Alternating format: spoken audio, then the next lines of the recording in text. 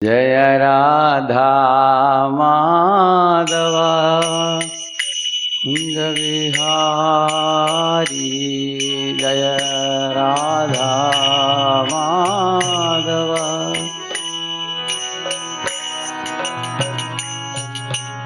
राधा माधव कुंज विहारी।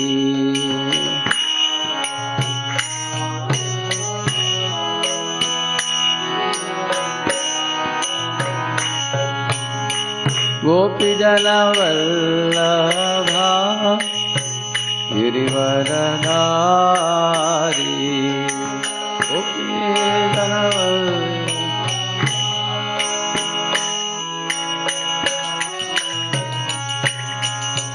गोपीजन वल्लभा गिरिवरधारी।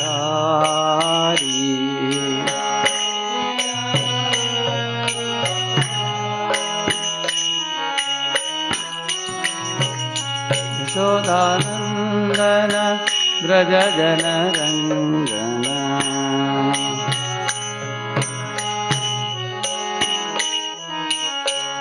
यशोदानंदन व्रज जन रंजन।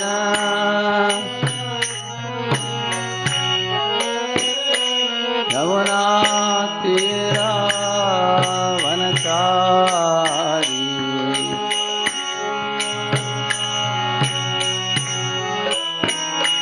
यमुना तीरा वनचारी।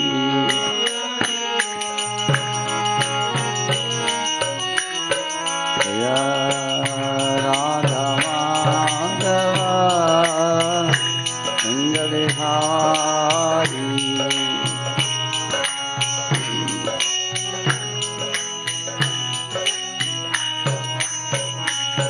जय गोपीजन वल्लभा गिरिवरधारी।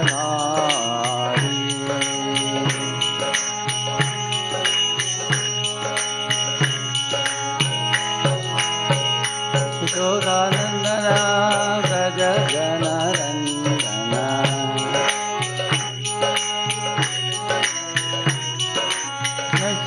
यशोदानंदन व्रज जन रंजन।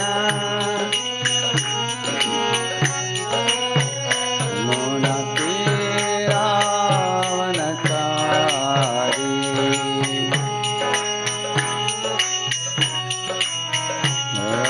राधा माधव कुंज विहारी।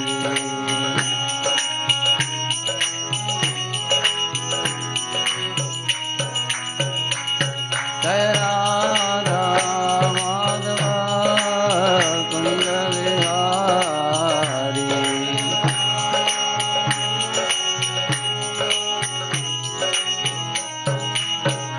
जय राधा माधव कुंज Vihari.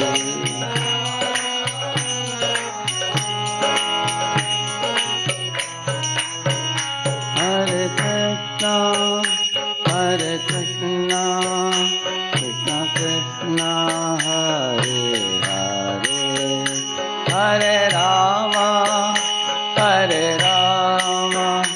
Ram Ram Hare Hare.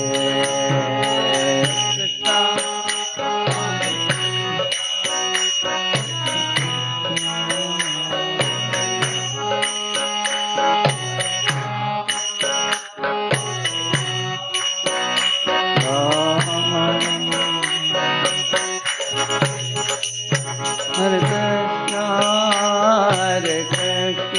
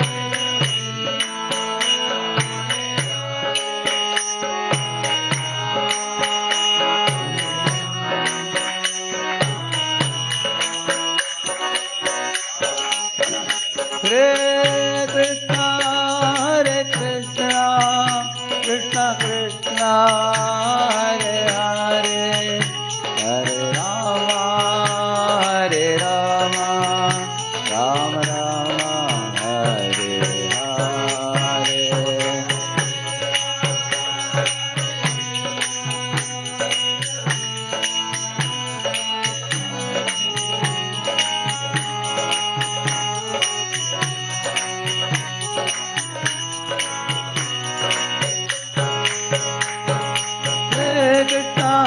Krishna, Krishna Krishna, Hare Hare, Hare Ram, Ram Ram, Hare Hare.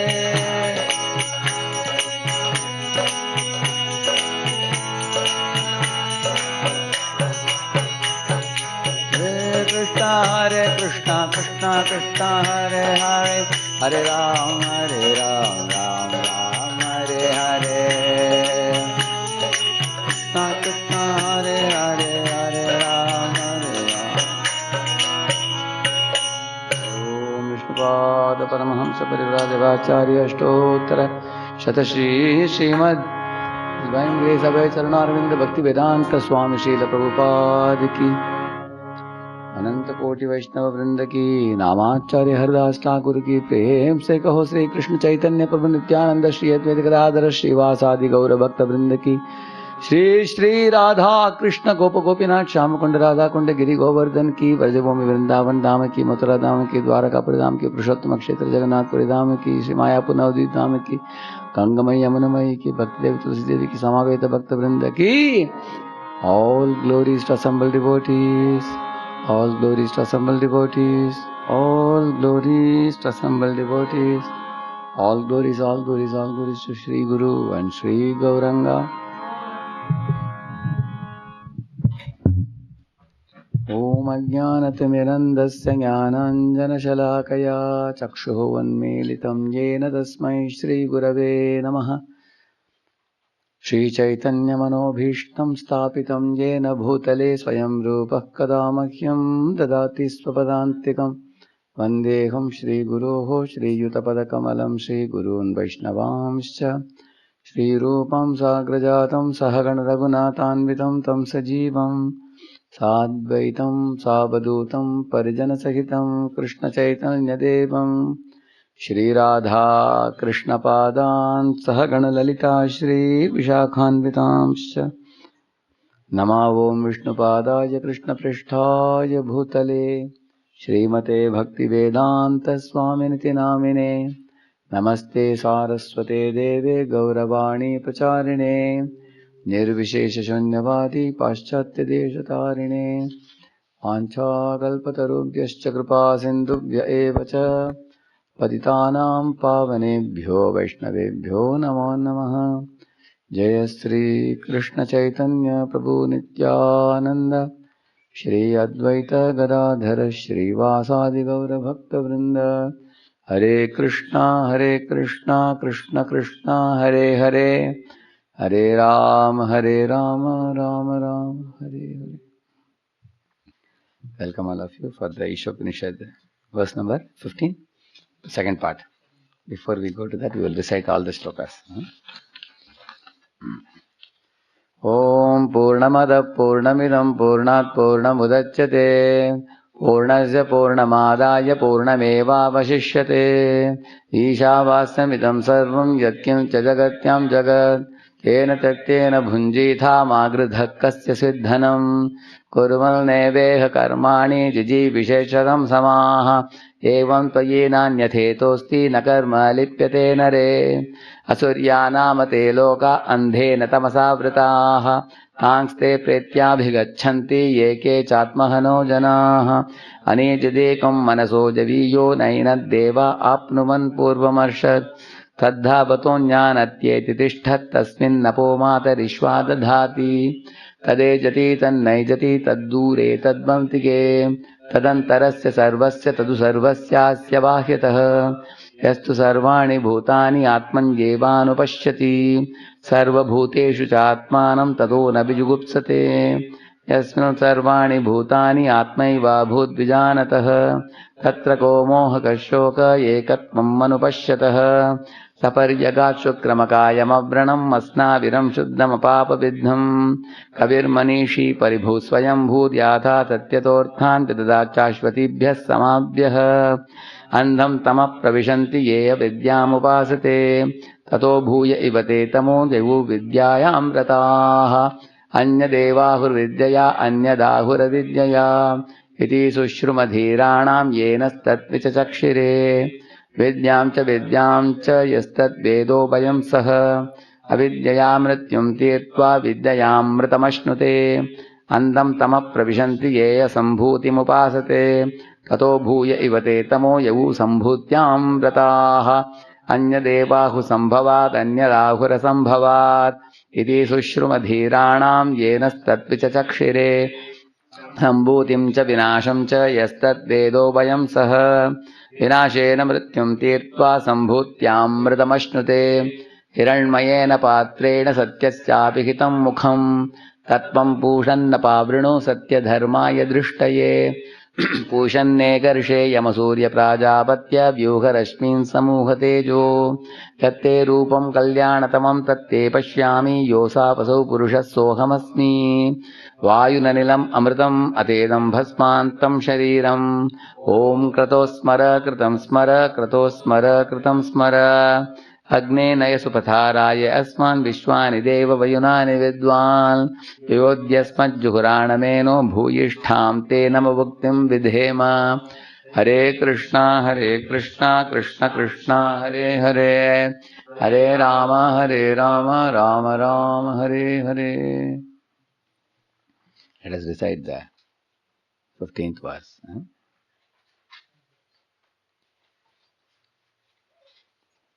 हिरण्मयेन पात्रेण सत्यस्यापि हितं मुखम्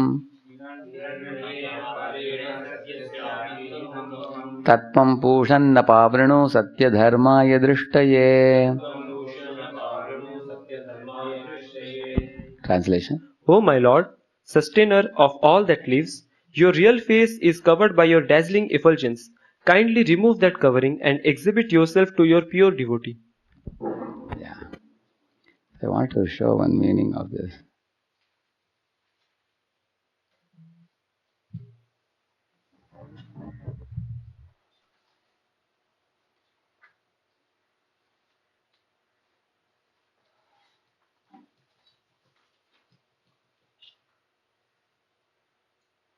Okay, I couldn't get that.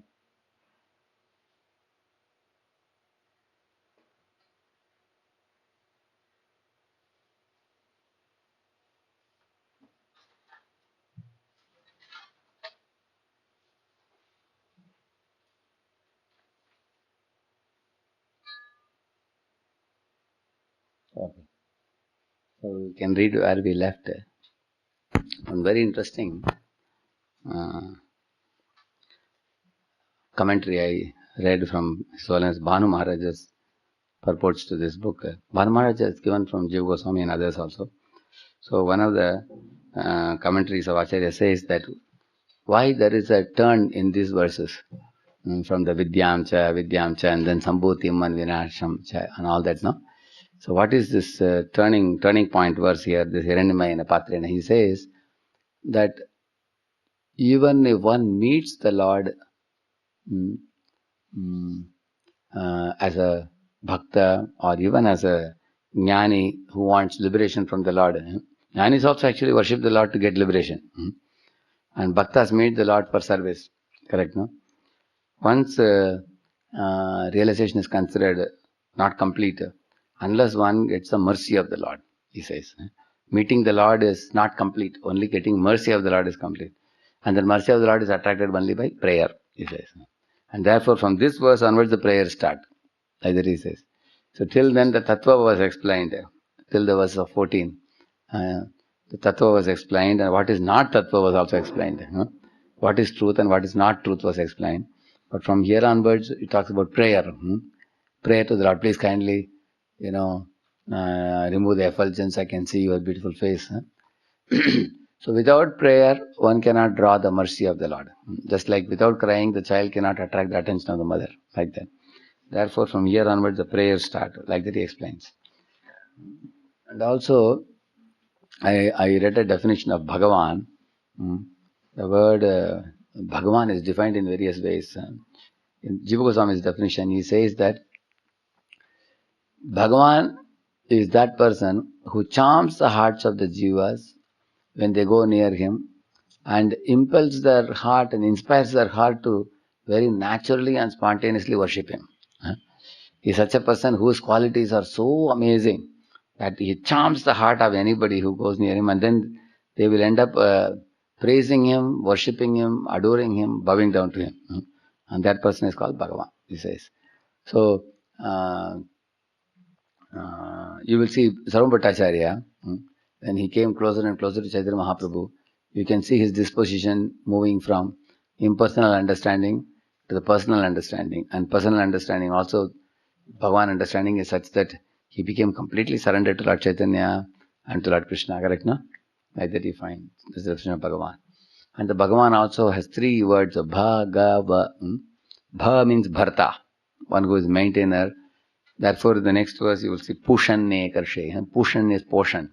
So he is a maintainer, Bharta, Bha. And Va, the word Va means Vasati, one who lives in the heart of all living beings. And also, all living beings live at his lotus feet. They live in his lotus feet. They reside in his lotus feet, sheltered in him. And he also resides in the heart of all living beings. And Ga means one who gives, one who grants all kinds of benedictions to jivas, beginning with material commodities, further with liberation, and then ultimately love of God. He grants. So Bhagava. So that Bhagavan introduction happens in this verse. Onwards, the devotee begging the Lord, praying to the Lord to give his darshan. So we can open the windows. I think it's very hot. Okay, you can. Second part, I think, where we left yesterday. The previous verse. Since it is said, correct. Since it is said that Lord Krishna never leaves Vrindavan Dham, one may ask how he manages the affairs of the creation. This is answered in the Bhagavad Gita 13.14 to 18. The Lord pervades the entire material creation by his plenary part known as the Paramatma or Super Soul. Although the Lord personally has nothing to do with material creation, maintenance and destruction, he causes all these things to be done by his plenary expansion, the Paramatma. Every living entity is known as Atma, soul, and the principal Atma who controls them all is Paramatma. Yeah, see, till now he has been explaining about Bhagavan in 5 rasas. Correct, no? It's especially talking about Lord Krishna in the... so we read that verse, Ittam Satam Brahma Sukhanubhutya. In one previous verse, I read the whole section ending with Ittam Satam Brahma Sukhanubhutya, correct? I did it in Ishapanishad only, correct? You remember that chapter? It was 10th canto, 12th chapter. Correct, no? Kechit Venon Vadayanto. Those verses, Singani and all those things. So that is ending with this verse where this Ittam Satam Brahma Sukhanubhutya says that, these coward boys, they are actually playing with Krishna, dancing with Krishna, walking with Krishna. And sometimes Krishna lies down on their lap. Sometimes they massage Krishna's lotus feet. So Krishna is Purna Brahma. Sanatanam, eternal Purna Brahman, appearing in this beautiful form of, eternal form of Krishna. In that form they are associating with him. But Jnanis think generally when you hear the word Purna Brahma, what they think immediately? What they think, yeah? They think impersonal, correct, no? So, therefore the Jnanis can never meet the personality of Godhead. Because they think he is impersonal. Lord says, Ye Tamam. You think of me, Purna Brahma, as impersonal, so I will deal with you. Atma Ramaya Shantaya, he says. For you, I am Shant. Shant means I don't talk. Like sometimes you go in a flight, you are sitting, somebody else is sitting. You don't want to be disturbed by them because you want to do your reading. And they don't want to be disturbed by you because they have some work to do also. Both are sitting next to each other, Shantaya. You are Shanti, he is also Shanti. Correct? Because both have already made up their mind not to talk to the other one because they want to save their time. Some people are too time conscious, correct, no? So because there is no feeling of need for connecting with that person, you do your business, they do their business. Similarly, Krishna also sees these jnanis, they don't aspire to meet me, correct, no? My personality. So what are the jnanis looking for? They want relief from pangs of birth and death. Okay. And some of them even worship the personality of Godhead to get relief from the pangs of material miseries. They want liberation. So, Jara Marana Mokshaya, there is a, like he says that, Yamam Yatantiye. There are people who aspire for moksha from Krishna also. They say, Krishna, Krishna, please give me moksha. Okay, take moksha and relax, go then relax there. They don't want to do seva. Lord says. And these are good fellows who are Brahmavadis who don't offend the form of the Lord. But the Mayavadis go to hell actually, they don't go to moksha because they offend the personality of God, saying they deny his form, like that. So there are 4 types of Brahmavadis. So you will find that one Brahmavadi is coming in the category of the Jnanis who become Krishna's devotees subsequently. Who are they? Like Shukadeva Goswami or our 4 Kumaras, Chatushrana. So they all actually, initially they were Brahma Jnanis. Eventually they became Krishna's devotee. They began with Brahma and then ended up with becoming Krishna's devotee, like Bhattacharya also, like that. Then the second category of people are also people who worship Brahma, worship Krishna, but they don't offend Krishna, so they get moksha. Correct, no? So they are not personalists. They are actually impersonalists, but they know very well that the personality form of Krishna is also there, but their desire is to get relief from the birth and death. So they take help of the form of the Lord to get liberation. The first one actually takes shelter of the Lord and they don't aspire for liberation anymore. They reject it. Kaivalyam narakayate. And then they become devotee of the Lord. That is first category. Second category of people, they worship the form of the Lord for getting liberation. They don't know Kaivalyam narakayate. They don't know that. But they are not offenders of the personality. So these 2 are categorized as Brahmavadis. Correct, no? And there are 2 other categories who are Mayavadis who never approach the personality of God. Like one of those categories is impersonalists who actually say that Krishna's body is also like yours and mine. So 9.11 verse. Avajananti Mamudha. Then 7.24 also. Avyaktam Vyaktimapannam Manyante Mam Abuddhahe. So these 2 are offenders actually. So they deny the form of the Lord, due to which they glide down to hell. This is one category of Mayavadi. Who is the other category of Mayavadi? They don't believe only. This category, in the beginning, they accept Krishna as form, and then with the help of that, they want to achieve. Actually, the people who do Panchapasana, they accept the deity form as a stepping stone to attain the liberation. Correct? They use it as a stepping stone. Because they consider the form of the Lord to be temporary and it is also made of flesh and bones. Because of that, they become offensive. Correct, no? So therefore, Mahaprabhu did not agree to meet that Ramdas Vishwas. He was in that category. Actually, his taking shelter of the form was cheating type of shelter because he wanted to merge in Ram. Actually, they worship form of Lord to merge in the Lord, and also they use it as a stepping stone. But there is one more 4th category. They don't go to form only. They are the ones, that is this one. Ye anya aravindaksha vimukta manina. They think they are already Tvayasta bhavad avishuddha buddhaya. They have pure intelligence. Arjya krichrena parampadam tataha patanti ado anadratishmadangri. Because they never believe in the lotus feet, then where will they take shelter? So they fall. So this is the 4th category. So in the Bhagavad Gita, you want to know the good fellows amongst the impersonalists. That is in the 12th chapter, 4th verse onwards.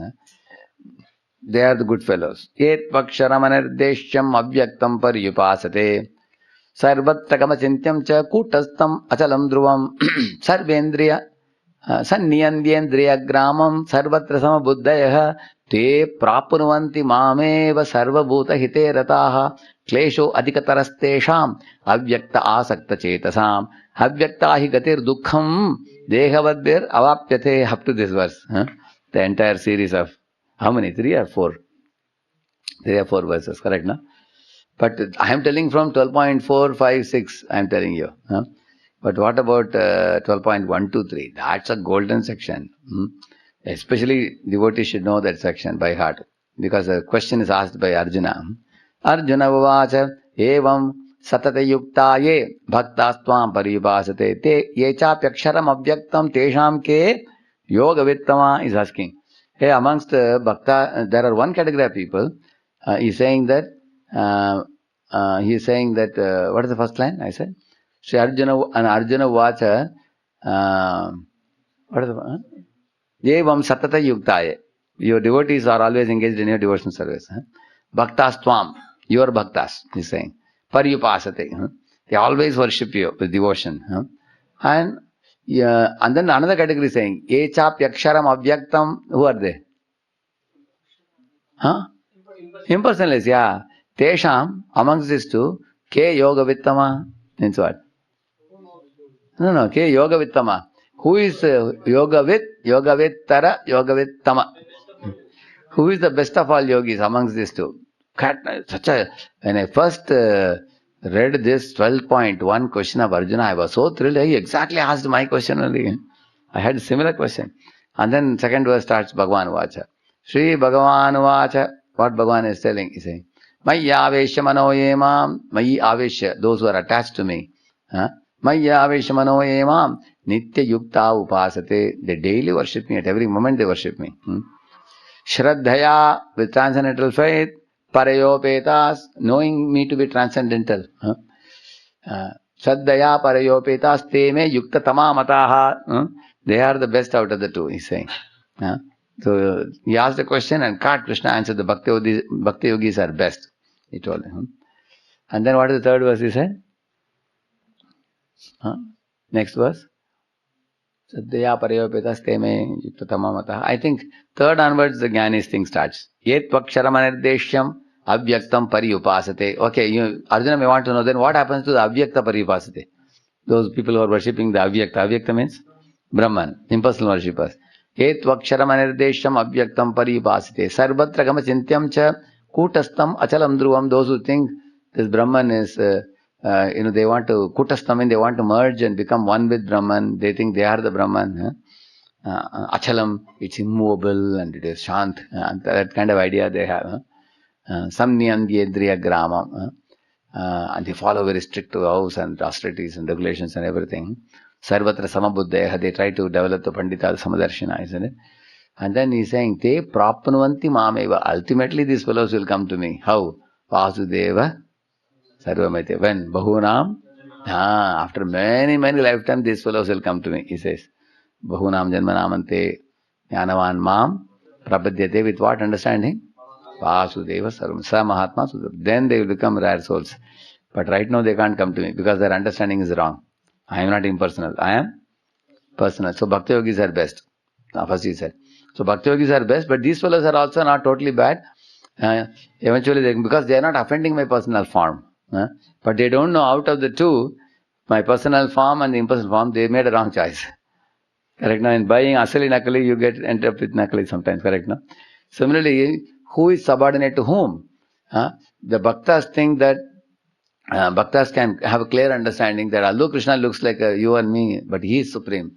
And 14.27 says, Brahmanohi Padeshtaha. So they make the right choice, right conclusion. But the Jnanis tend to think that Brahman is supreme. And then they think that, we have heard that Brahman sometimes manifests as personality of Godhead. And if we worship him, he will give me moksha. And I can get liberated. I was also given that understanding in many of the organizations before I came to ISKCON. So those organizations gave many examples, analogies to try to fit you into that type of understanding. That because why this kind of impersonal understanding came, I told you there are Abheda Vakyas and Veda Vakyas, correct? No? Some people take only the Abheda.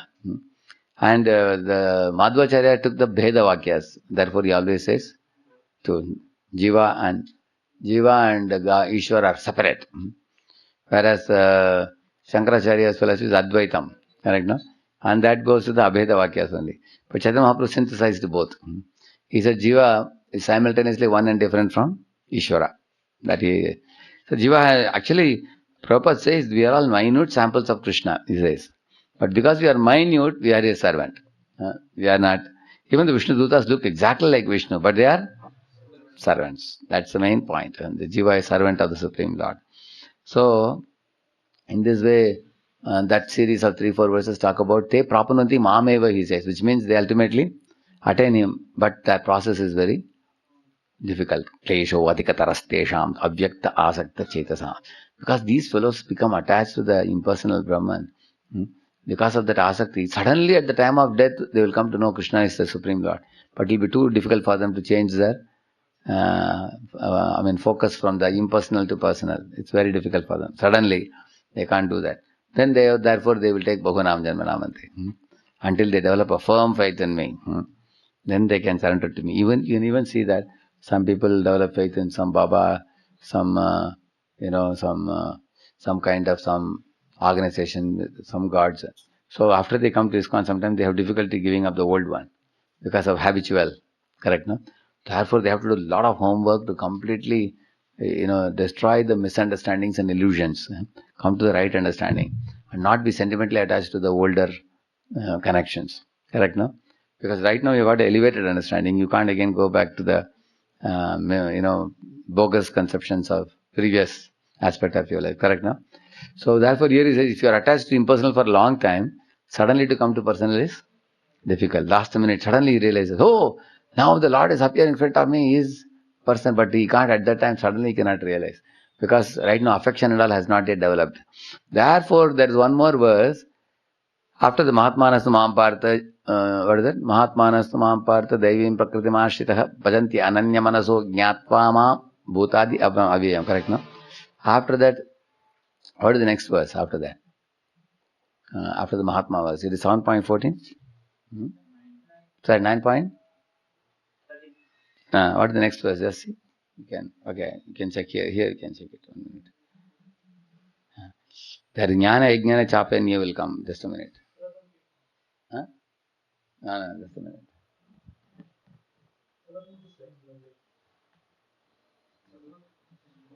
Okay, here you see. No, you can see here. Here you can see here. See here. This is 9.13, no? After this Mahatma verse, what comes immediately, you see next verse. Satatam, what the Mahatmas do. Okay. After saying that, what Krishna will say next, he will say. Jnana yajnana chapyanne yajanto mam vasate ekatvena pratatvena bahuda vishwato mukham. That's a verse, famous verse. See here he says, now Arjuna, Mahatma people have told you. And what is their activity? Now I will tell you about Jnana Yajna karne wale people. There is a Swadhyaya Yajna, Jnana Yajna, Tapo Yajna. Correct, no? And Dravya Yajna. Dravya Yajna, Tapo Yajna, Yoga Yajna, Tatapare, Swadhyaya Jnana Yajna, Yatayasam Shriyavatah. He says, no? Sarvyapyate Yajna Vido Yajna Kshapita Kalmashaha. Yajna Shishta Amrita Yanti Brahma Sanatanam. In these two verses, he says all yajnas are good, but amongst them which is Sresht? That also he will say. There he says Dravya Yajna is the lowest. Just giving some grains, giving some dharmashala and all that. Dravya Yajna, then Tapo Yajna, then Yoga Yajna. And then Swadhyaya Jnana Yajna, he says. That is Jnana Yajna. So these are impersonalists, sir. But he is saying Jnana Yajnena cha api anye, he is calling them. That means Mahatmas are special for Krishna. Other fellows are put in Anya category. Correct, no? Anye. Anya means, see, generally if I ask you, hey, you went to that shop, which cloth you like? No? Then you may pick up one cloth and say, this is this cloth, and others are Anya. This is second category. In case this is too costly, then I may go for it. That means what is important for you? This one or that one?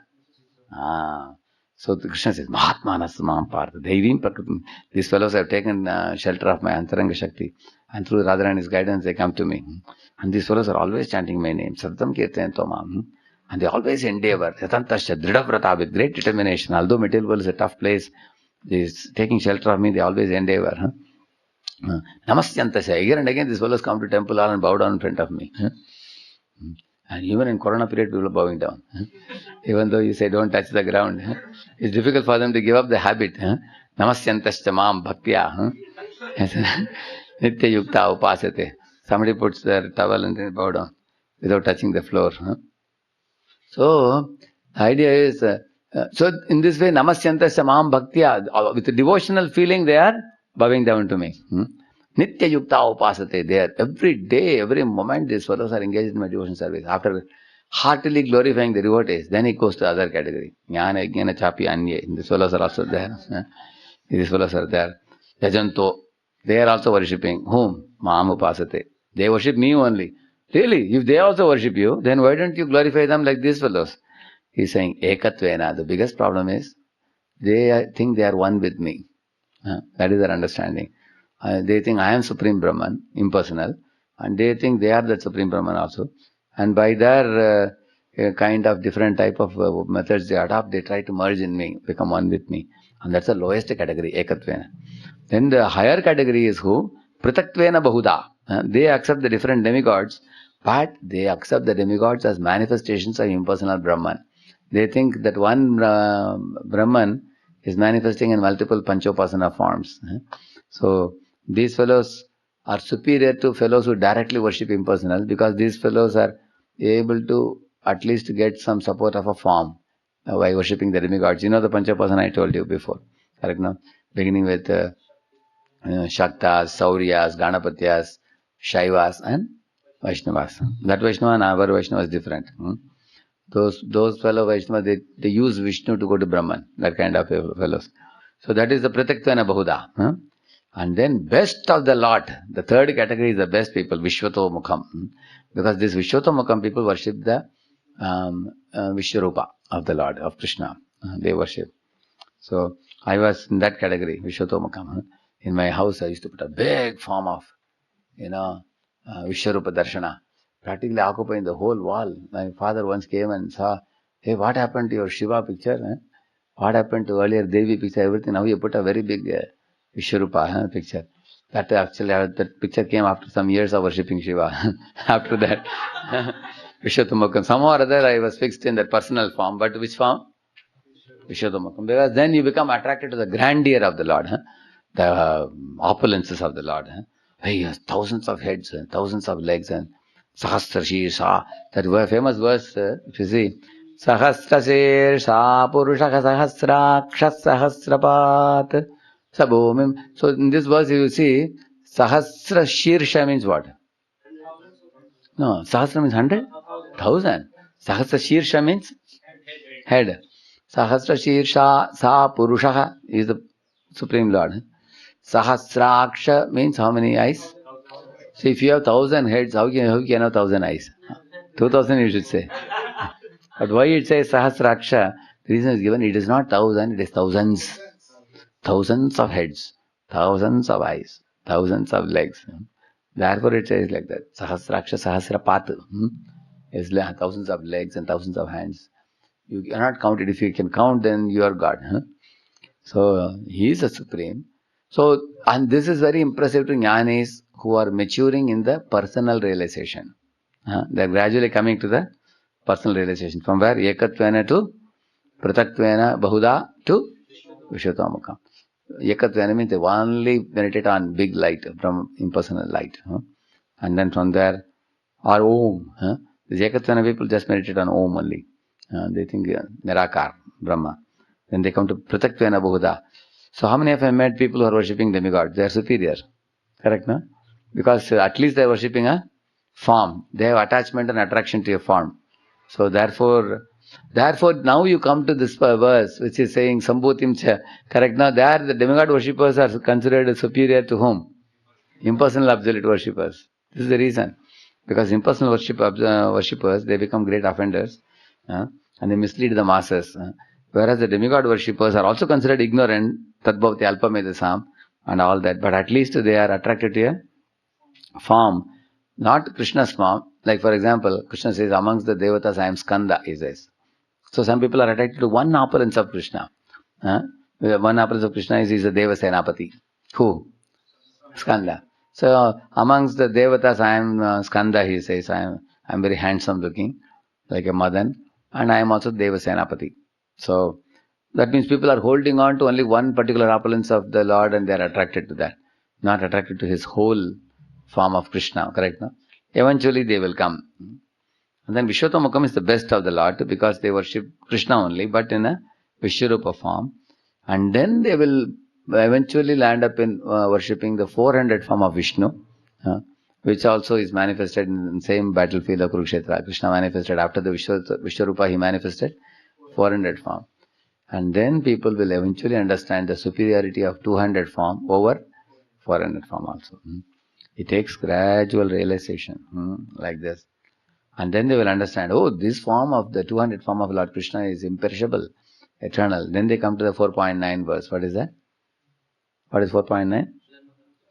Janmaganamachame divyam yevam yo veti tatpataha tyaktva deham punarjanma naiti mameti sorjuna. For them there is no punarjanma. Why? Because they know my janma is divya and my karma is also divya. And my body is also Sachidananda Vigraha. Om Sri Krishnaya Namaha Sachidananda Rupaya. Like the verse says. So then those fellows, they are my pure devotees. They will worship me with Anya Bilash Sashunyam, Jnana Karma Dhyanavratam, Anukulyana Krishna Anushilaram Bhakti Ruttama. So Uttama Bhakti they will do and they will come back to me. In this way now you understand why this. So this Bhakta who is praying here, this fellow, whoever is speaking this verse, here he is actually addressing the Lord with a prayer. So he is saying Hiranmayana Patrena Satyasya Apihitam Mukham. So in the Acharya's commentary they have written the sun planet has a big effulgence which we see.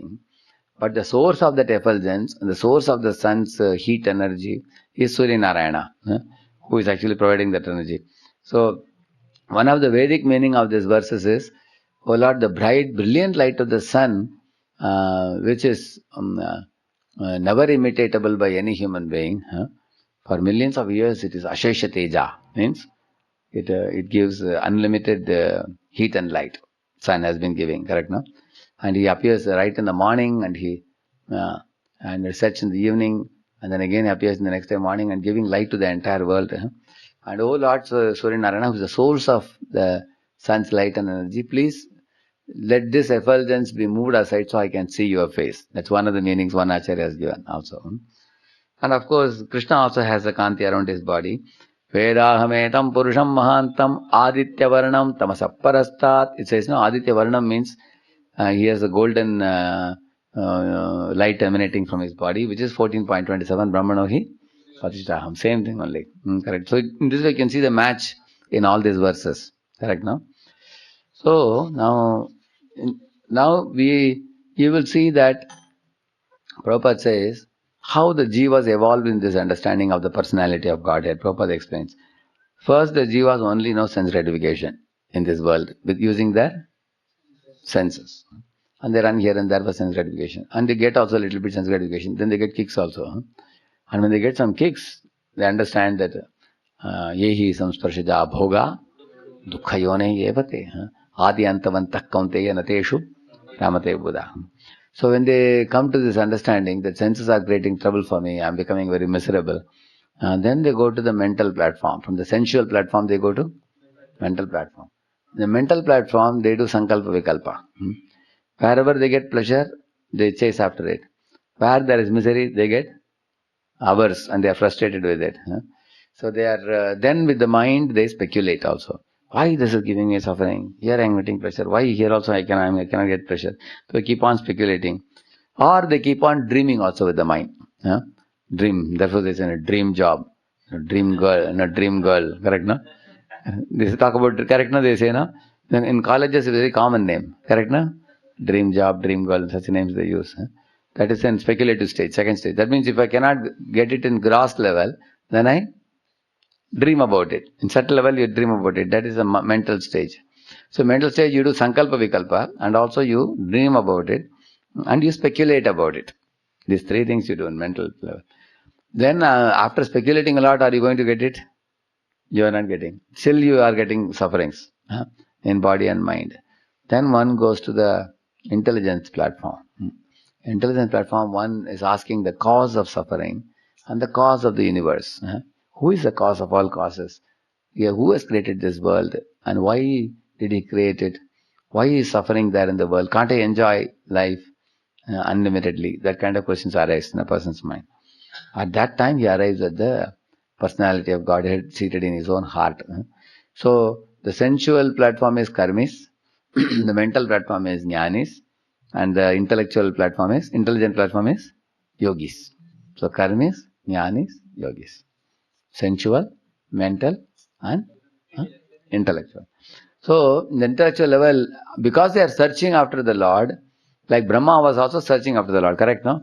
He was doing this tapa, instruction was executing. Although it was very dark, because of tapasya, eventually the form of the Lord became visible to him. Similarly, yogis also eventually get to see the form of the Lord where? Sarva Bhuta Guhavasam. Like therefore, you will see, beginning with Param Jyoti, that is Brahma Jyoti. When Sarva Bhuta Guhavasam, so Param Jyoti is whose realization? Jnanis. And Sarva Bhuta Guhavasam is yogis. And Bhagavantam Adokshajam Bhaktasya. So in this way, then after attaining, see when he sees Paramatma, Paramatma stands still. Like it is standing, correct, no? There is no movement. Just he gives darshan. Correct, no? Yeah. And he is very beautiful, handsome. So it is a silent way of adoring the Lord, admiring the Lord, and appreciating the Lord, and seeing the smile of the Lord and getting charmed by it. But there is no service there in the Paramatma platform. It's a shant ras. Correct, now you will see that in that platform.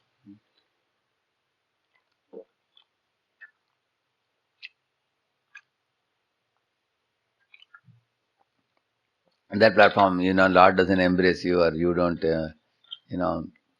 do some charmer for the Lord. You don't, there is no. So you are just sitting and you are actually studying the nature of the movement of the mind and trying to withdraw the mind and intelligence from the external world and focusing on the Lord. You are just focusing. In that also there are two types of yogis. One type of yogi knows that Lord has a form, but is not attracted to serving him eternally in Vaikuntha. Although he knows there is Vaikuntha, he can go there and serve. Somehow he has a fear for personality. So when Lord Vishnu smiles lying in the Anantashesh, and when Mother Lakshmi is massaging his feet, so this fellow tries to get rid of that form. So he uses that form like a fisherman using a fish tackle to get the fish. So for him, the Lord's form is a hook to get the fish of liberation. Like that, Lord Kapila says in 3rd canto, in one of the verses he says. And this is not for all yogis, this is impersonalist yogis. They use the Lord's form, they meditate on his form to get the vision of the Lord, and after the vision of the Lord, they want to go to moksha. This is one category. Foolish people, they are condemned actually in the 3rd canto of Bhagavatam. But the another category of yogis who see the form of the Lord, they fall in love with the Lord's beautiful form, and they develop a desire to go to Vaikuntha. Then they will enter into Vaikuntha. So Patanjali also says about it. Prabhupada quotes that in CC, he quotes that.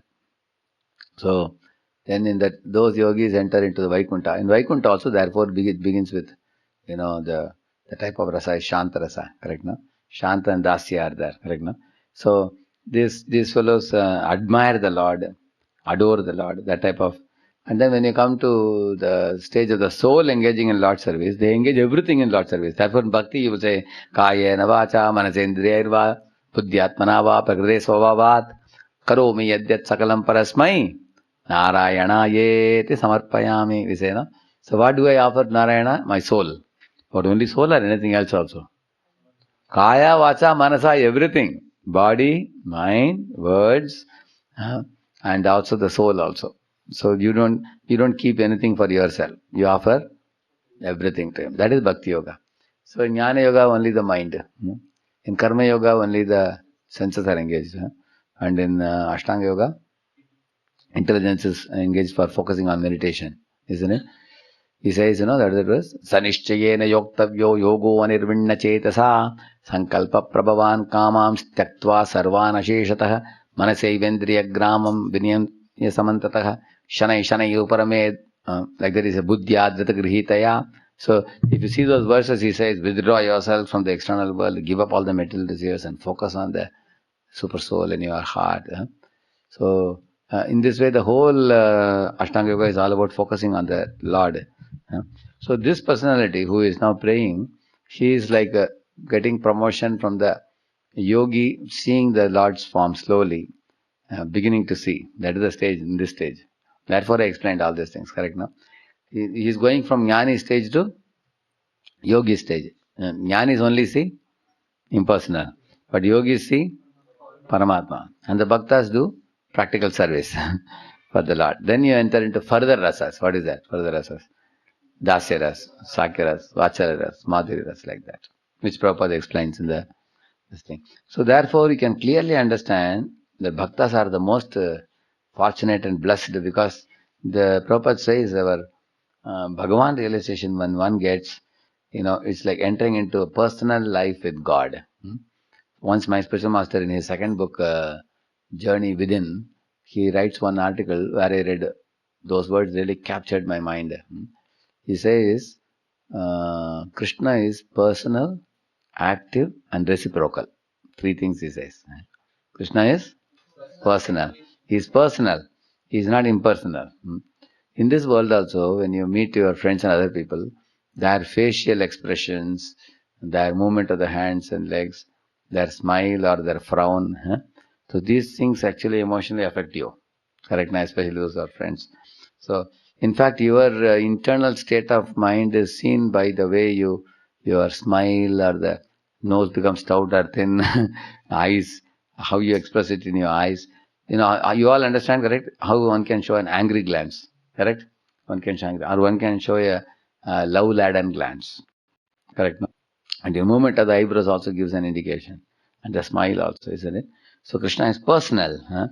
Therefore, Bhagavatam says, when Krishna smiles and his love-laden glance falls on the devotees, that inspires them to do service. He says, there's one verse which says that, beautiful verse in Bhagavatam, which says, the very glance of the Lord upon the devotees, it churns the heart of the devotees to want to do service and please him. If you don't understand it, you can easily understand in this world also. If a young girl is very beautiful, her eyes are very attractive. One boy is thinking, who is this girl? What's her name? Whose daughter is she? I want to find out whether I can get married to her. And he starts doing some research. Correct, no? And then ultimately, if he gets married to her, then he does a lot of service for her, bringing her sari, bringing her, and ornaments, and giving her a house, buying a car, buying fridge. So he is doing all the service. One reason was what? Attracted to what? Her eyes. Correct, no? That's very charming. Similarly, when small children also, when they have innocent eyes, oh my, then they look, people are attracted, correct, no? Hey, look at his eyes, house. Now you understand the child looking attractive or a girl looking attractive. Same thing you extend it to Supreme Lord, who is attractive. So, because devotees are whose devotees? Bhagavan's devotees. So, when Bhagavan's eyes are looking very innocent and pure, then they develop a very strong desire to, urge to serve him and please him. In this way, that's how we are getting promotion from sensual to mental to intellectual to the soul platform. It's gradual. And it takes Bahunam Janmanamante. And Prabhupada, once Yadurani Mataji was drawing a picture where she wanted to know, about the super soul. Is it lying down like an Anantashesh, or is it standing? She wanted to know. She asked many senior devotees, Prabhupada disciples. They said, oh, this is a difficult question. We have seen both the poses of Narayana. In Ishopanishad Kavar, Narayana is standing. In other places we have seen, when Brahma goes to meet Narayana with all the devatas, he is lying down. So we don't know whether he is lying down or sitting or standing. How can we say that? Then she was waiting for Prabhupada. And Prabhupada came in the afternoon. Then she asked Prabhupada, Swamiji, can you please tell me what should I draw? Is he standing in the heart or lying down in the heart? Prabhupada said, you really want to know that? She said, yes. That will take you 10,000 lifetimes. Prabhupada said, really? I have to wait for that to draw that for 10,000? But Prabhupada said, but I can tell you right now. Therefore, if you surrender to your Vaishnava Guru, then you can save 1,000, 10,000 lifetimes. And then now Prabhupada said, now go and draw. Now he's standing in the heart. Correct, no? So in this way, one stroke method, by surrendering to a Vaishnava devotee. That's the beauty of, therefore we should hold on very firmly. We should not leave the lotus feet of Vaishnava Guru coming in this line. It is not a joke to get that sangha. Otherwise, we have to research on God, Bhagavan. Million lifetimes will go away. Life after life, we have to keep struggling. And here is a Vaishnava personality who is possessing Krishna, who is gifting Krishna to everybody. So life becomes very easy for us. Prabhupada writes in Ishopanishad elsewhere, in the beginning, I think while talking about the Vedas, it is, the Vedas are it saves time, If you accept the authority of the mother, no? If you want to know who is your father, then you go to the mother. It saves your time. And otherwise, the research would take a very prolonged, long period for jnanis and yogis and all. And at last, after so much struggle, they see the toenail shine of Krishna, isn't it? After so much struggle. But here we get Bhagavan. So in this way, you want to be in the Jnana Yajnana Cha Api Anya category or the Mahatma category. It's our choice. Correct? No? The Jivas have the choice. So that means you want to be a very dear, dear Amsha of Krishna, or you want to be in the other fellows category. Therefore, Krishna is clearly saying, Jnana Yajnana Cha Api Anye. Yajanto Mam Upasate. Yeah. So therefore, in the previous class, what we read about the personality of Godhead, Sri Krishna, and then his killing of the Aga, Baka, Putana, Pralamba, and all that Prabhupada explained, the stealing of butter pastime. These are all reserved for bhaktas only. It's not that others don't know. They will know it, but they can't benefit from it. Like Bhagavad Gita is also a secret, Krishna says, Idam Tate Guhyatamam. But what secret we are selling it in Marathon month? Thousands and lakhs of Bhagavad Gitas we are selling. Then you may ask, what kind of secret is that secret? Which is very openly sold and everybody is having in their home. What kind of secret? See, the secret password is, he says, Bhaktosi me sakha cheti rahasyam hetaduttamam. It's a rahasyam, and the password for this rahasyam is Bhakta and Sakha. You have to become a devotee of Krishna, and you have to become friendly disposition we should have towards him. Exactly. We have to become follower of Arjuna. Then the Bhagavad Gita will open. Then you can see what is there in Bhagavad Gita. It will become understandable if you follow in the footsteps of Arjuna. Or we get an association of a Vaishnava devotee who touches our heart or who inspires our heart. And then through hearing from him. Therefore, in that Bhanu Maharaj's Yushopanishad commentary, so he says, even Shravanam, Kirtanam and Mananam of the Vedic literature does not produce the surti of the personality of Godhead Bhagavan. Only by his mercy you can see him, he says. Even you have done Shravanam, you have done Kirtanam, you have done contemplation, you theoretically understand it, it remains a theory only for you.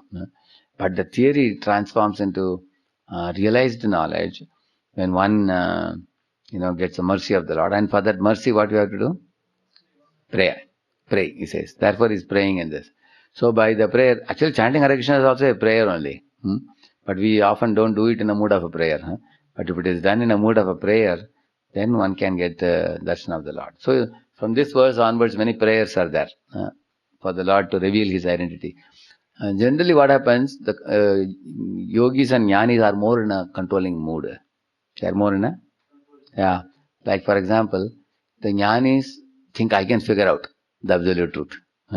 I'll find out using their Sanskrit knowledge, using the study of scriptures, so that they have vast study of scriptures. And the yogis, they have already studied the scriptures in the previous lives. Now they want to get into controlling the mind, controlling the intelligence, and then coming to a point of focusing on the super soul. So therefore they watch the mind, yogis also. They watch it and they also control. So you will find Krishna says, Shanai uparamet. No, this verse, Yato nishchalati manaschanchalam astiram tatastato niyam yaitat atmani eva vasham nayet, he says. Correct, no? He says, you focus. So that means this is yogi. It's told for whom? Yogi. What a bhakta should do if mind is wandering? Cry for Krishna. Take shelter of Krishna. Request Krishna to take over your mind. That's what devotee should do. Jnani says, I am observing my mind. My mind is going here. Pull it back. One is going here. Who is doing that? No, yogi. Yogi is controlling. Like that. Yeah. So therefore, the jnanis, yogis both are said. They use Yamadibir Yoga Patayir. There's one verse, no? Yunjananam abhaktanam pranayamadibir manaha akshina vasanam rajan drishyate punaruttitam. I told this verse once before, right? So they are saying, and similar verse, Yunjananam abhaktanam. Similarly, this another verse is Yama adibir yoga patayir. If you are doing Yama adibir means Yama niyama pranayama asana pratyahara dharana dhyana samadhi, all that those people who do Ashtanga yogis, and the jnanis also, these fellows, they are not fully purified, he says. Akshina vasanam rajan drishyate punarutitam. The old vasanas will again come back to them. He says like that. So they are struggling with that. And then when one becomes a bhakta, then once the external bodily identification is forgotten. Deha smriti nahi yaar, samsara kupa kahan tar. They are gopis are saying now. So when this bodily identification is forgotten, then the sense gratification is also because if you think I am the body, then only sense gratification is there. If you think I am the soul, Krishna Das, then there is no sense gratification. Then one is, of course there is sense gratification on a spiritual platform. What is that? Glorifying Krishna, serving Krishna. One gets, that is called Rishikena, Rishikesha Sevanam. Spiritual sense gratification. Correct, no? Yeah.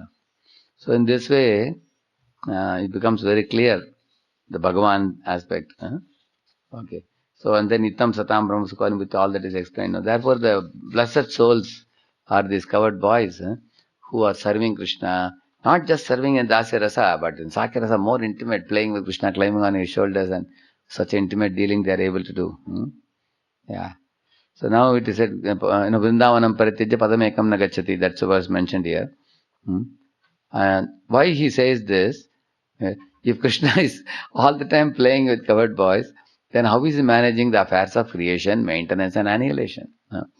So, actually, Vishwanath Chakravarti Thakur, in one of his commentaries, he says that actually Krishna went to Vrindavan to enjoy pastimes with Yashoda, Rohini, and all the covered boys and covered girls, cows, calves, and he became vimohita, he says. He became bewildered in those pastimes, that he, even when the demons came also, he forgot the business for which he came in this world. He says, Paritrana sadhanam vinashaya. He forgot that sloka after going to Vrindavan, because the association of his devotees made him vimohita, he says. And then he may ask, then how did he kill the demons? Therefore, Narada came to remind him that, my dear Lord, in the coming time you are going to kill this demon, this demon, this demon. Krishna said, thank you, reminded me, I have to note down. I have to note down now. Like the Chakravarti Thakur says in one place. Therefore, somebody may ask, why Narada is coming and giving a list? Does Narada want to say that I am a Trikala Jnani, I am all-knowing? He is not proud at all. But he is reminding the Lord, my dear Lord, I know that you are in a very great enjoying mood in Vrindavan, but don't forget the business for which you have come. All the demigods behind the clouds are all wondering, this personality, will he really kill the demon or not? All big list of demons are with whom? With Kamsa. And Kamsa is going to send, Lord should not become carried away by the love of the Ujjabasis and forget to kill these demons. So, in this way, Lord Krishna never leaves Vrindavan and enjoys pastimes with his devotees there. And how is he doing the creation and the maintenance and annihilation? Through the Vishnu, Mahavishnu and all those expansions.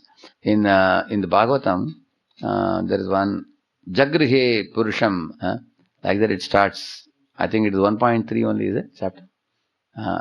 So that talks about the Mahavishnu. So in this way, in the Bhagavatam purports, if you read, you will find out where is Mahavishnu mentioned, where is Super Soul mentioned, where is Garbhodakshaya Vishnu mentioned. You will see that. So in this way, these are all the different big personalities who are running the creation, maintenance, annihilation. Even the three, our Brahma, Vishnu, Mahesh, Gunavataras. They take care of, creation, maintenance and destruction. They do it. Krishna has no business with all this.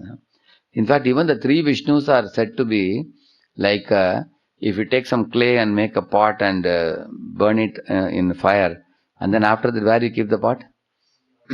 On the earth only you keep. Similarly, three Vishnus are said to be expanded from Krishna and they are sheltered in Krishna. This is the example Krishnadas Kaviraj Goswami gives in CC. He says, they are emerged from Krishna and they are sheltered in Krishna. These three Vishnus. So they are the ones through whom he does everything. Because Mahavishnu creates universes. And Garbhodakshaya Vishnu enters each universe and creates those 14 planetary system and all that.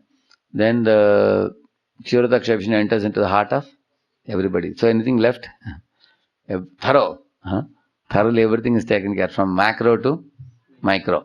Everything is taken care. And what does Krishna do? In spiritual world pastimes. He doesn't have to worry. From biggest to smallest, he has arranged everything. All of them are set rolling in auto mode.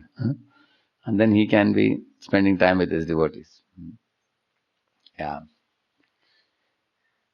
So, although the Lord personally has nothing to do with material creation, what is it? Natasya karyam karanam cha vidyate, natat samaschabhyadikasya drishyate, parasya shaktir vividaiva shruyate, swabhavaki jnana balakriya cha. As soon as you get some itching on the backside, immediately your hand goes. You want to scratch it. Similarly, in any part of the universe, anything happens. Swabhavaki, Lord's energies immediately go there and do the needful for him. He doesn't even have to tell them. Maya adhyakshena. So only he has to glance at them, that's all. See, the word aksha means glance. Adi means from top. So supervision, that's called supervision. Adi aksha means supervision. President, correct, no? President. He presides in the top and he is watching. So he is the president of the material universe also. Maya adi akshena prakriti. He says like that. I glance at Prakriti and she will do everything for me. I don't have to do anything. Like that he says.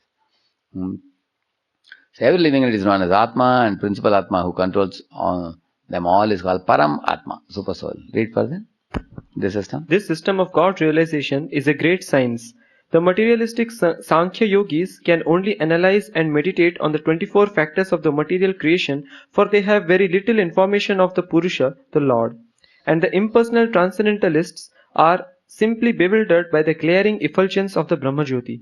If one wants to see the absolute truth in full, one has to penetrate beyond the 24 material elements and the glaring effulgence as well. Sri Ishopanishad points toward this direction, praying for the removal of the Hiranmaya Patra, the dazzling covering of the Lord. Unless this covering is removed, so one can perceive the real face of the personality of Godhead, factual realization of the absolute truth can never be achieved. Go ahead. The Paramatma feature of the personality of Godhead is one of the three plenary expansions or Vishnu Tattvas, collectively known as the Purusha Avataras. One of these Vishnu Tattvas, who is within the universe, is known as Shirodakshai Vishnu. He is the Vishnu among the three principal deities, Brahma, Vishnu and Shiva, and he is the all-pervading Paramatma in each and every individual living entity. The second Vishnu Tattva within the universe is Garbhodakashai Vishnu, the collective supersoul of all living entities. Beyond these two is Karanodakashai Vishnu, who lies same as Mahavishnu. He is the creator of all the universes. The yoga system teaches the serious student to meet the Vishnu Tattvas after going beyond the 24 material elements of the cosmic creation. So the Sankhya fellows are stuck up in those 24 elements. In case after those 24 elements you come to one good realization that the material elements are all dead and they cannot produce life. But the Sankhyites think they can produce life. That's the problem. They're stuck there in that only. But if somebody goes beyond these 24 elements, they will come to see Vishnu. Then they have to get the vision of all the three Vishnus. Yeah. The culture of empiric philosophy helps one realize the impersonal Brahmajyoti, which is the glaring effulgence of the transcendental body of Lord Sri Krishna. That the Brahmajyoti is Krishna's effulgence is confirmed in the Bhagavad Gita 14.27 as well as the Brahma Savita 5.46. Together we will decide. Yasya prabha prabhavato jagadanda koti kotishvashesha vasudhadi vibhuti vinnam tad brahma nishkalam anantam ashesha bhutam govindamadi purusham tamaham bhajami. In the millions and millions of universes, there are innumerable planets, and each and every one of them is different from the others by its cosmic constitution. All of these planets are situated in a corner of the Brahmajyoti. This Brahmajyoti is but the personal rays of the Supreme Personality of Godhead, Govinda, whom I worship. This mantra from the Brahma Samhita is spoken from the platform of factual realization of the Absolute Truth, and the Shruti mantra of Sri Ishopanishad under discussion confirms this mantra as a process of realization. The Ishopanishad mantra is a simple prayer to the Lord to remove the Brahmajyoti so that one can see his real face. This Brahmajyoti effulgence is described in detail in several mantras of the Mundaka Upanishad 2.2.10 to 12. Together we'll decide. Hiranmaye pare goshe virajam brahma nishkalam tat shubhram jyotisham jyotis tad yad atma vido viduhu na tatra suryo bhati na chanda tarakam nema vidyuto bhanti kutoyam agnihi tam yeva bhantam anubhati sarvam tasya bhasa sarvam idam vibhati brahmaivedam amritam purastad brahma पश्चात् ब्रह्म दक्षिणतश्चोत्तरेण अधश्चोर्ध्वं च प्रसृतं Brahmai Vedam Vishwam Idam Varishtham. Yeah, translation. In the spiritual realm, beyond the material covering, is the unlimited Brahman effulgence, which is free from material contamination. That effulgent white light is understood by transcendentalists to be the light of all lights. In that realm, there is no need of sunshine, moonshine, fire, or electricity for illumination. Indeed, whatever illumination appears in the material world is only a reflection of that supreme illumination. That Brahman is in front and in back, in the north, south, east, and west, and also overhead and below. In other words, that supreme Brahman effulgence spreads throughout both the material and spiritual skies. Perfect knowledge means knowing Krishna as the root of this Brahman effulgence. This knowledge can be gained from such scriptures as Srimad Bhagavatam, which perfectly elaborates the science of Krishna. In Srimad Bhagavatam, the author, Srila Vyasadeva, has established that one will describe the supreme truth as Brahman, Paramatma, or Bhagavan according to one's realization of him. Srila Vyasadeva never states that the supreme truth is a jiva, an ordinary living entity. The living entity should never be considered the all-powerful supreme truth. If he were the supreme, he would not need to pray to the Lord to remove his dazzling cover so that the living entity could see his real face. This is a very important thing, correct, no? Yeah. So, like for example, in the Chatushloki Bhagavatam, Aham eva asam eva agre, nanyat sadasat param, there is a verse. So, where Lord says that Aham eva asam agre, means in the original dawn of creation, I was the only one existing. Lord says. So therefore, Eko Havai Narayana Asin, na Brahma, Brahma was not there. Na Brahma, na Ishano, na Chandro, na Nakshatrani, na Prithvi, na Apo, like that it says. Water was not there, fire was not there, sun was not there, moon was not there. And Brahma, Shiva, Indra, Chandra, nobody was there. Eko Havai Narayana Asin, only Narayana was there. And then another verse says, Narayana Brahma jayate, Narayanat Prajapati prajayate, Narayanat Indro jayate, Narayanat Ekadasha Rudro jayante, Narayanat Ashtau Vasavo jayante, Narayanat Dvadasha Aditya. Like that it says.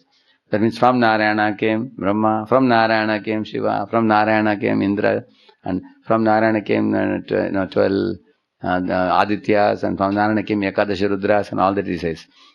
Which means initially Narayana was there, nothing else was there. And then from Narayana came all these things, like that it says, correct, no? So that establishes the position of Narayana as the source of all the devatas and everything, correct, no? It establishes. Now if you see here, as Prabhupada says here, in this verse, that's a prayer to the Supreme Lord, remove your effulgence, I can see you. That means Jiva is subordinate to the Supreme Lord. So Prabhupada says that if one does not accept the subordination, then why should you pray? Where is the prayer? Correct, no? Like for example, you are praying to your boss in the company, and then the boss is promoting you to a higher post and the salary is increased or something. That means he is superior to you, correct, no? Another example Prabhupada says, like Arjuna is standing in the battlefield weeping and Krishna is smiling. Why? Smiling Lord is enlightened and weeping fellow is ignorant. So the ignorant is seeking wisdom from the enlightened. So the enlightened is superior or not? If enlightened and the ignorant were equal, and both are Brahman, both are Supreme Brahman, equal, if somebody were to think like that, then what is the need of Bhagavad Gita being spoken? This is another thing Prabhupada asks. Another thing Prabhupada says is, the very fact that the Jiva is illusioned in this world shows that he is only a minute particle of the Supreme Brahman. The entire sky cannot be covered with cloud, but some portions of the sky can be covered with cloud. This example is given in the 10th canto, in the chapter on rainy season, if you read that, in the autumn rainy season.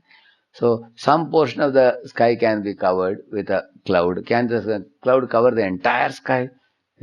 Of course, you can't see also, but if you travel around in a plane, you will see that some portions are covered, some portions are not covered. And the portions which are covered are called Brahma, and what is not covered is called Supreme Brahman. So, Supreme Brahman cannot be covered, correct, no? That's the whole point. So, the Jiva, who is tiny spark of the Supreme Lord, he is likely to be, is likely to fall down. Because we are Chitkana, we are tiny. Whereas the Supreme Lord can never fall. That's the meaning of Supreme Brahman. And so there are examples given to illustrate what is the difference between Brahman and Parabrahman. Like Brahman is compared to a drop of water of the ocean. Parabrahman is compared to the ocean itself. Now in a drop of water are there waves? But in the ocean there are waves. Can a drop of water wreck a ship? But the ocean? Yes. In a drop of water are there Timingalas? In the ocean? Yeah. In a salt of water, is there a huge quantity of tons of salt? But in the ocean? So this is the Bheda, the differences. And then when you talk about the Abhetata, now if you want to test the salt content of the ocean, you can just take one drop, take it to your lab and test it. Then from that percentage you can, one bottle of Bisleri bottle, you take ocean water and take it and test it.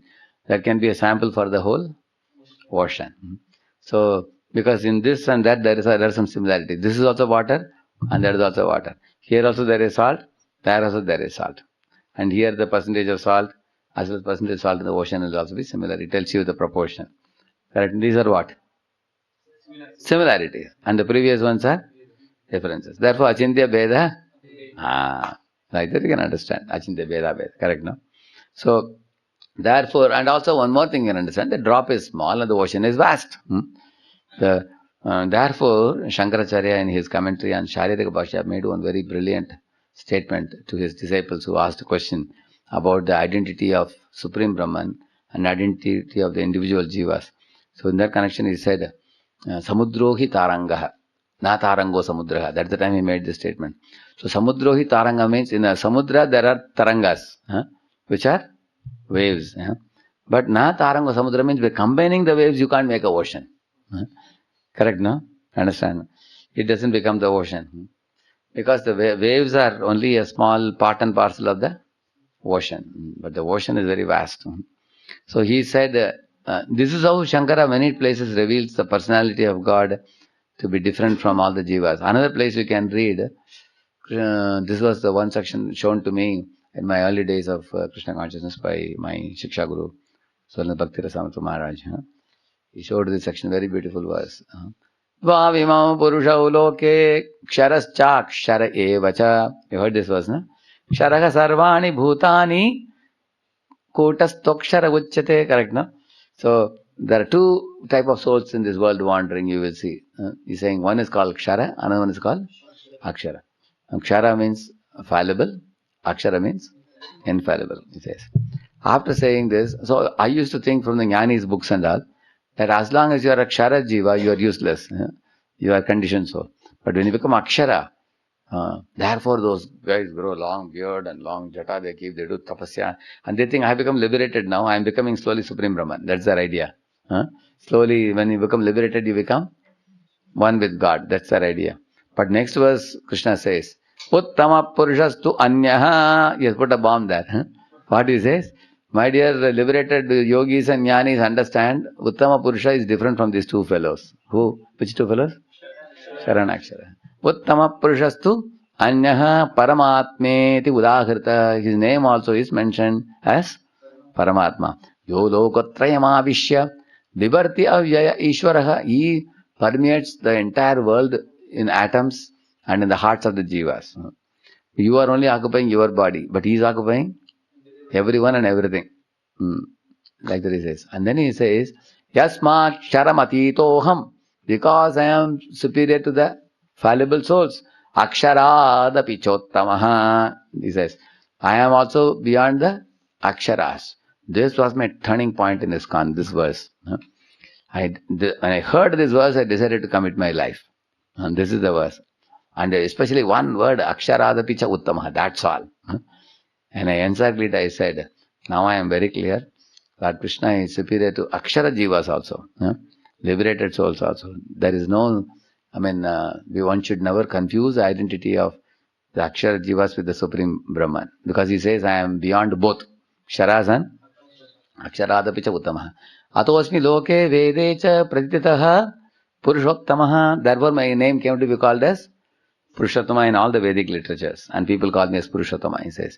So in this way, Krishna clearly declares that he is superior to the liberated souls also. There is another verse in the 13th chapter you will see. Idam shariram kaunteya kshetram ityabhidiyate evam yo veti tam prahuhu kshetrajnam iti tadvidaha. And the next verse he says, Kshetrajnam cha apimam viddi sarva kshetreshu bharata. Kshetra kshetrajnayor jnanam yattad jnanam matamama. These two verses are very important. First verse he says, your body is called kshetra, field. Field means in field a farmer cultivates. Similarly, you also cultivate karma in this world. And in the field there are some weeds that grow. Similarly, we also grow anarthas like this. Or in the weeds in the farm you cultivate good crops also. They are like good qualities you cultivate.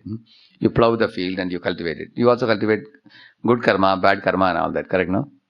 Or if you are cultivating very nice mangoes and offering it to Krishna, that is Krishna karma. That's akarma. That also you can cultivate. So body is the field for cultivating akarma, vikarma and karma and all that. And then he's saying the jna, kshetra jna means what? Jna means what? Jna? Knower. Who is the knower of this body? You only. The soul. And next line what he says next to us? Kshetrajnam cha apimam veddi. Cha means what? Also. I am also present in this body. And what is my name also? Kshetrajna. There are two Kshetrajnas. So when I read Mayavadi books, they said, actually previous verse, whatever Krishna says, he is reiterating the same thing here. They said that, they said Atma so Paramatma. Soham, like that they were saying, same Kshetrajna. But when I read Prabhupada's purport, he made it very clear. Why does he say Kshetrajnam? Cha api. Cha api means, I am also present in the body as Kshetrajna. And how am I different? Sarva Kshetreshu Bharata. This Kshetrajna, Krishna Kshetrajna is present in all the bodies, he says. And then Kshetra Jnayor Jnanam Yattat Jnanam Atam. That means in each body, how many Kshetrajnas are there? That is the point. Two. And one is a soul, another one is suppose like two birds sitting in a tree. This is another thing which clearly clarifies that we are Kshetrajna, but we can never become. So, we are Brahman, we cannot become Parabrahman. We are Atma, we cannot become Paramatma. We are Kshetrajna, we cannot become the Sarva Kshetreshu Bharata Kshetrajna. You can never occupy all the bodies. You are occupying only one body. Is that clear? So in this way, you can see different sections to clearly know. That's what he's saying. The living entity should never be considered the all-powerful Supreme Truth. If he were the Supreme, he would not need to pray to the Lord to remove his dazzling cover so that the living entity could see his real face. Go ahead. Now we are coming to conclusion now. Yes. The conclusion is that one who has no knowledge of the potencies of the Supreme Truth will realize the impersonal Brahman. Similarly, when one realizes the material potencies of the Lord but has little or no information of the spiritual potencies, he attains Paramatma realization. Thus both Brahman and Paramatma realization of the Absolute Truth are partial realizations. However, when one realizes the Supreme Personality of Godhead Sri Krishna in full potency after the removal of the Hiranyamaya Patra, one realizes Vasudevaha Sarvamiti. Lord Sri Krishna, who is known as Vasudeva, is everything, Brahman, Paramatma and Bhagavan. He is Bhagavan, the root, and Brahman and Paramatma are his branches. Yeah. So, Lord has material potencies, and Lord has spiritual potencies. The material potency is the Bahiranga Shakti, and the spiritual potency is Antaranga Shakti. So, now, if you see the Jnanis, they think the Lord is impotent. Therefore, Bhaktivinoda Thakur says they are trying to strip the Lord of his six opulences and the potencies. Otherwise, once you present the Lord with his full potencies, he will be so attractive that Jnanis will be easily defeated. Like for example, you will see Krishna has six opulences. If you see many of the movies and all, they merge these six opulences to make the hero and heroine look very appealing and attractive, correct? No? For example, the hero or heroine have a beauty. Already they are looking beautiful. But if you ask the heroine to sing, blah, blah, blah, blah, like that you will be singing. So what they do? They put Lata Mangeshkar. So Lata Mangeshkar's voice, combine it with dubbing and all they do now.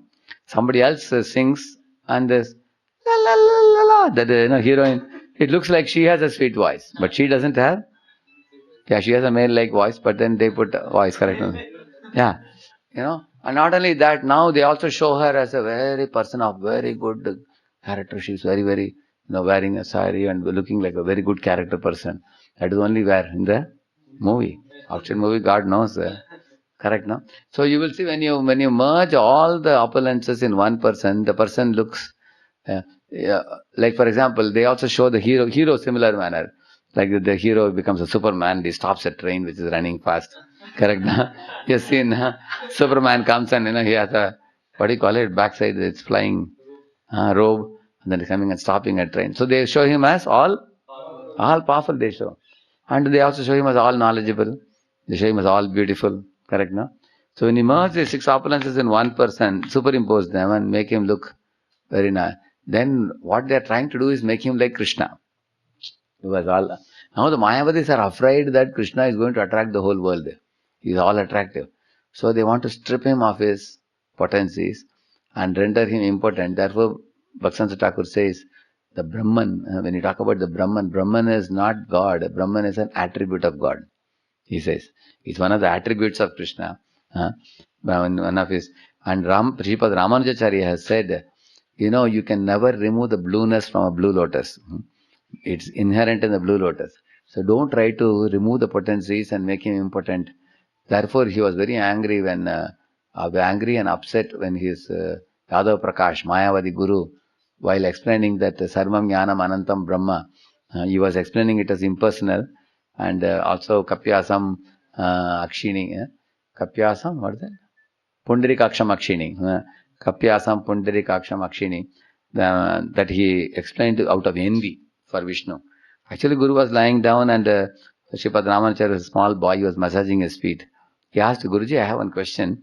And the Upanishads explain, Kapyasam Pundarikaksham Akshini. Can you please tell me what is the meaning of that?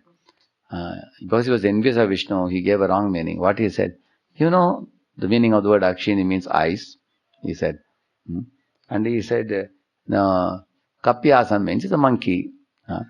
Asam means backside of a monkey. And then he said, Pundarikaksham means, Vishnu is called as Pundarikaksham. So the eyes of the Lord Vishnu is reddish, and like the backside of a monkey. Like that he gave a meaning. So when Ramanuja heard it, he cried hot tears, glided down his cheeks and touched the body of the Guru. The Guru was shocked. Hey, what is happening? Then he looked around and saw he's crying. He sat down. Why are you crying? What happened? I am just telling you the Sanskrit meaning which you wanted. Why are you weeping like this? He said, oh, my Lord Narayana, Vishnu, how can he be offended like this? This is a very offensive statement. I don't think Vedic literatures can give such a meaning which is going against the glorification of the Lord, and it's becoming offensive to the Lord. He said, no, this is not offensive. Therefore, you should not worship personality. You should accept the absolute truth is Supreme Brahman, impersonal. Like that he told him. So, when Ramanuja heard it, and then he said, sir, can I give alternative meaning to this? Which is a probable meaning can I give you? He said, who are you? What meaning can you give? Are you a big acharya? What do you know? Where have you read? He said, this is a possible meaning, please tell me. And then he said, Ka api asam. He said, that which drinks water and blossoms under the sun. Which is that? Lotus, yeah. He said, that is lotus. And then he said, Pundarikaksham is actually Lord Vishnu. Akshini is eyes. So Lord Vishnu's eyes are reddish like a lotus. That's the meaning. And Guru was shocked. My Lord, this small boy coming to my Gurukul for learning, right now he is giving such an interpretation. Later on he becomes a big acharya. Imagine when he starts giving his tika, he will cut the nose of all Mayavadis. So it's very dangerous. I have to make sure that this budding great scholar and this budding Vaishnava should be finished. So he took them for a trip where he was intending to kill him. Can you imagine? See the Mayavadi's interpretation of the Lord's beauty and personality, how offensive it is, you can see that. Therefore they are called often as Mayavadi, Krishna Paradi, it is said. So we have to avoid these Mayavadis because they give misinterpretation of the scriptures. Correct, no? So therefore, because these fellows try to strip the absolute truth of its three potencies, the potencies, correct, no? They don't accept Jiva as a part and parcel of God, and they don't accept him having material potencies. They say this is Mithya. Jagat, Mithya. They deny the material potencies also. And you tell about Vaikuntha spiritual, oh, no. First of all, they don't believe in material existence only. How will they believe? A spiritual world and Vaikuntha and service going on and all these things. They deny both spiritual potency and material potency, and they strip him of all the potencies and make him Brahman, impotent Brahman. Therefore, the Mayavadis cannot get anywhere beyond the impersonal understanding of the absolute truth. And if you see Paramatmavadis, they accept the material potencies of the Lord. Therefore, Paramatma is gradually become Ekatvena, Vishwatomukham. They will come to that. They are very amazed and enamored by the powerful display of the Lord's opulences in the 11th chapter of Bhagavad Gita. And then gradually they will come to the point of understanding dhyana avastita tadgataina manasa pashyantiyam yogino. They accept the Lord's material potencies. And then they are accepting material potencies, but they are unaware of the full spiritual potencies of the Lord. And they may at the most know that this is a personality who has created everything, all this magnificent material world, the great grandeur and everything. They see him as powerful supreme, like that. But the spiritual potencies are only knowable by bhaktas. For that we need shraddha. Like Vishnu Dutas are explaining about, illustrating about the glories of the holy name, glories of Vaikuntha, glories of Vaikuntapati, the Supreme Lord. Actually, if you are very blessed and fortunate by association with Vaishnavas, you will agree to bow down to the deities. One will not consider the deities material. One will not consider Saranamrit material. One will not consider Vaishnava's body material. Correct, no? So, in this way, when one connects with the Vaishnava, pure Vaishnavas, and then the Shraddha increases, then one can begin to appreciate the spiritual potencies. Now, what is the meaning of appreciating spiritual potencies? That was Arche Vishnu Shiladir, Gurushu Naramatir, Vaishnave Jati Buddhi, Vishnurva Vaishnavanam Kalimalmatane Padati Temba Buddhi, Sri Vishnu Namni Sakala Kalushe Shabde Na Samanya Buddhi. All this is called what? Narakiya Saha. It is there. These are all Narakiya Buddhi. One more is there, which is equating Vishnu to demigods. All this, how many? 8 things, I think. What is the last line? Jasyava Naraki Saha, it says. All this is Narakiya Buddhi. Which means considering the Sri Vigraha to be a stone or a wood or something. Arche Vishnu Shiladi, Gurushu Naramatir, considering body of Guru to be Naramatir, ordinary human being. Gurushu Naramatir, Vaishnava Jati Buddhi, seeing Vaishnavas from their Jati Pati, American, Indian, Vaishnava and all that. Jati Pati, seeing that. And Vishnurva, Vaishnavana, Kalimala Matane, Padatitam Buddhi means considering the Charanamrita, footwash of Vaishnava devotee or Lord to be ordinary, not understanding the potency in it. Like certain Brahmanas, if you give them Uchishta of a Vaishnava, they will not touch it. They will say, hey, Uchishta is black. How can you eat somebody's Uchishta? But that fellow, that Dasiputra, Uchishta lepan anumodito dvijay sakratsma bunje tadapasta kil bishaha. He says, all my sinful reactions were eradicated by eating the Uchishta from the plate of Vaishnavas, he says. Because he had Shraddha in the spiritual potency of the prasad, correct, no? So, Vishnurva Vaishnavanam Kalimalam Padatitam means the footwash of Vaishnavas and Vishnu, if somebody considers it ordinary. And also, Sri Vishnu Namani Sakala Kalushihe, that name of the Supreme Lord which is capable of eradicating all sinful reactions, even very sinful proclivity itself, considering that to be Samanya, ordinary, considering it ordinary. Sri Vishnu Namani Sakala Kalushihe, Shabde Samanya Buddhi. So, or considering equating Vishnu to the demigods. These are 8 items, I think. These 8 items are examples of items possessing spiritual potency. But if you see with a material vision, you will not be able to understand the spiritual potency. So the Mayavadis, they cannot understand the spiritual potency in these items. And also the existence of Vaikuntha. There are many truths we reveal about Vaikuntha. Somebody, like Vaikuntha, you want an aeroplane. What you have to do? Yat Sankulam Haripadan Atimatra Drishtair Vaidurya Marakatahe Mamayir Vimanair. He says, in Vaikuntha, you just bow down and say, Lord Vishnu, I want to, for service sake, I want one plane. You get up, immediately plane will be there. Next moment, you don't need aeronautics industry to make a plane. Any desire you have, you just bow down and ask for the desire, you get it. And this is not exaggeration. Why? We have seen in ISKCON also, when one becomes a sannyasi, guru and all, if they desire, they get or not. If they desire something for Krishna's service, Prabhupada told Radha Rasbihari, don't worry, I will make a temple for you here. And he made it. In Vrindavan, that one corner was lying with all garbage and everything, Prabhupada says. But one Vaishnava looked at that place and desired that let there be a temple for Krishna here. And then immediately there was a Krishna Balaram temple. Who is that Vaishnava? Prabhupada. He doesn't say who is it. In the purport, he says in the 14th chapter, he will read in 10th canto. Prabhupada says, one Vaishnava saw that corner and felt, let there be a temple for Radha Shyam Sundar here. And then now there is a beautiful temple, thousands of people visiting. People wonder, who is that Vaishnava? See, confidentially he has revealed that. Correct, na? So, even in this world you can see, that is spiritual potency. Correct, na? Simply by desiring you get it. Because you are Lord's devotee. So we should have faith in the magic of the Maha Mantra, the magic of the deities, and deities can reciprocate like Sakshi Gopal or Kshirchor Gopinath and all that. One should have firm faith in these things. Then, therefore, if you have faith only in material potency of the Lord, you are a yogi. If you have faith in material and spiritual potencies of the Lord, then you are a bhakta worshipping Bhagavan. If you have neither faith in spiritual potency nor faith in material potency, one is a impersonalist. Understand, no? So impersonalist, to them you add faith in material potencies of the Lord, then you get yogi. Add faith in spiritual potencies, you get bhakta. Correct, no? Jnani, yogi, bhakta. You get like that. That's what Prabhupada explains here. Yeah. And last para we will complete it. In the Bhagavad Gita 6.46 to 47, there is a comparative analysis of the three types of transcendentalists: the worshippers of the impersonal Brahman, Jnanis; the worshippers of the Paramatma feature, Yogis; and the devotees of Lord Sri Krishna, Bhaktas. It is stated there that the Jnanis, those who have cultivated Vedic knowledge, are better than ordinary fruity workers, that the Yogis are still greater than the Jnanis, and that among all Yogis, those who constantly serve the Lord with all their energies are the topmost.